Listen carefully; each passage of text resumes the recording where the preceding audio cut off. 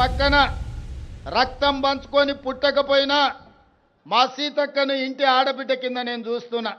ఇంకో పక్కన ఇంకొకడు ఉన్నాడు, రక్తం పంచుకొని తొడబుట్టిన ఆడబిడ్డను కూడా ఆస్తిలో భాగం ఇవ్వాల్సి వస్తుందని ఇంట్లోకెళ్ళి బయటికి మెడలు పట్టి దొబ్బిండు.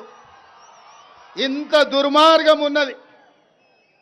సొంత చెల్లెలకే న్యాయం చేయలేనోడు తెలంగాణ రాష్ట్రంలో 2 కోట్ల మంది ఆడబిడ్డలకు న్యాయం చేస్తాడా? కన్న కొడుకు దుర్మార్గంగా వ్యవహరిస్తుంటే దౌడ మీదంగా పెట్టి కొట్టాల్సిన తండ్రి ఫామ్ హౌస్లో బోర్లో వండుకున్నాడు. కొడుకు తప్పుడోడైతే సరిదిద్దాల్సింది తండ్రి కాదా? ఇవాళ సొంత బిడ్డని ఇంట్లోకి వెళ్ళి బయటకు వెళ్ళగొడుతుంటే కొడుకు తండ్రి మౌనంగా ఉన్నాడంటే ఆ నేరంలో తండ్రి కూడా సగం భాగం ఉన్నట్టే. అట్లాంటి తండ్రి కొడుకులు మన రాష్ట్రానికి దాపురించిండ్రు.